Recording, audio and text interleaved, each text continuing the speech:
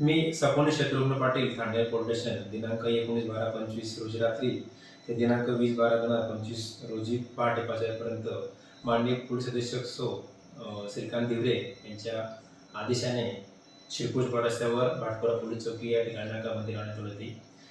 नाकाबंदी दरम्यान नाकाबंदी चालू असताना नाकाबंदी पथकास साधारण 20/12 रात्री मध्यरात्री स्विफ्ट कार नंबर GJ06PL6353 ही चेक करण्यात आली. सदर कारमध्ये दोन्ही सम होते. सदर गाडी चेक केली असता त्याच्यामध्ये गांजा मिळून आला.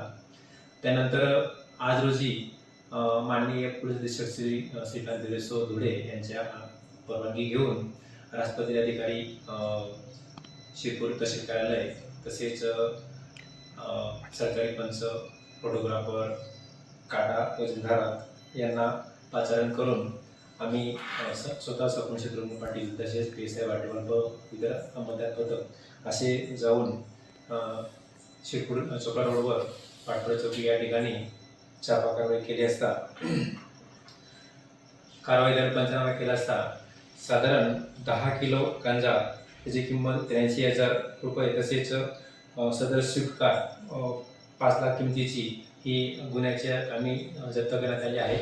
तसेच सदर गांजा हा ज्यांच्याकडे मिळून आला कारमध्ये त्या इसमांचं नाव आहे त्यांचं नाव आहे आकाश मुकुंद पान पाटील, वय 28 वर्ष, राहणार धुळे. दुसरा इसम कुणाल सुभाष नाईक, वय 24 वर्ष, राहणार शिरपूर.